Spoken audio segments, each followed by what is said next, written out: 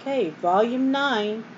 That's where we're at. We're almost through with this volume, and we're almost through with the whole series. Okay, we're at part 4, story 6, Breakfast by Galilee. It was indeed Jesus, come to help them once more. Now, glad that they had seen him, he was worth more to them than 10,000 boatloads of fish. Quickly putting on some clothes, for they was stripped for work, Peter leaped into the water and waded ashore. The rest followed in the boat, dragging the net full of fish behind them. I wish John had told us all that had happened next. Maybe he was too busy with the boat and the fish that he had never saw the tears of joy running down Peter's cheeks as he fell on his knees and worshipped the master he loved so dearly. Maybe he never heard Peter say, "Oh Jesus, my Lord, how good it is to see you again.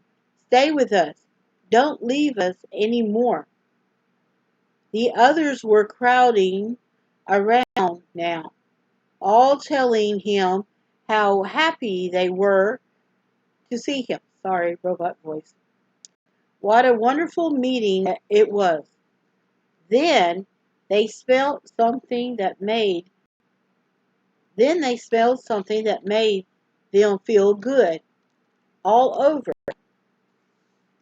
It was the welcome odor of broiling fish and toasted bread. Then they saw it, a charcoal fire on the beach beside them, with fish laying on it and bread. Suddenly the whole beautiful truth broke on their minds.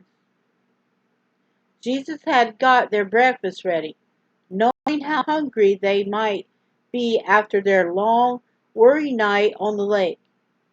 He had planned this lovely surprise for them. Though the Son of God, uh, them, though the Son of God and the risen Christ, he had brought along the charcoal and the bread and lit the fire. Yes, and yes, and he may have gone fishing himself before they got there, or somehow were fish on that fire, or else, how were fish on that fire? Okay, Jesus was known all along too, and he didn't have enough fish, so for so many husky men that he that is why he told them where to throw the net. Okay, sorry. 70-year-old stuff kind of goes, woo-hoo. Okay. How, he said to them, bring some of the fish you have just caught. So Peter and some of the others got back into the boat and hauled in the net full of fish, when which had been entirely forgotten in the joy and excitement of meeting Jesus again. They found it full of large fish, 153 of them. Now, with plenty of food at hand, Jesus said to the 7 of them, "Come and have breakfast." And, okay, come and have breakfast. He had the host, he was the host, and he took the bread and gave it to them. And so with the fish. Okay, sorry. Ugh, I gotta get my mind straight. Okay. Beautiful, unforgetful scene. Jesus, the King of life, waiting for his poor, tired disciples who had been up all night fishing. No wonder they loved him. No wonder they were willing to do anything he asked of them, and to die for him if need be.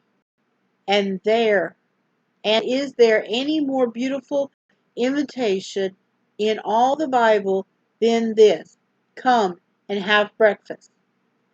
Truly, there is the important invitation to Noah. Come thou and all thy house into the ark. Okay. And it has two paintings. Yeah, they're Remy's. This is what it looks like the 2-page way. And then get the close-ups. This is Peter getting there. And then here at the bottom, him fixing breakfast for him. Jesus fixing breakfast for the 7. Yeah, 7.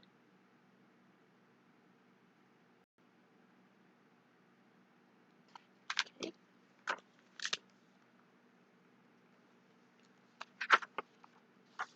Then it says, story continues, it says, there is a loving invitation to sinners. Come now and let us reason together, saith the Lord. There is the tender invitation to the weary. Come unto me, all ye that labor and are heavy laden, and I will give you rest. There is the urgent invitation to supper. Come, for all things is now ready. But surely the sweetest of all is the simple invitation to breakfast, an invitation that every boy and girl can understand. For we all love breakfast, don't we? Whatever would we do without it? It is the first meal in the day. In its strength, we go forth to do our work and enjoy our play. So, it was then that breakfast was the beginning of a great new experience for those disciples. We fish all day. Their fishing days in Galilee were over forever. From now on, they were to start on the great work of which Jesus had been preparing them so long.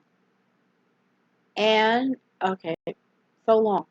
That call, the breakfast was, that call to breakfast was the call to a new work and a new life for every one of them.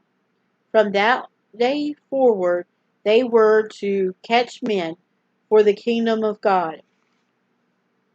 Then it has a modern for 1965, 7 through 7. Everybody's in 1950 dress, and they're eating breakfast.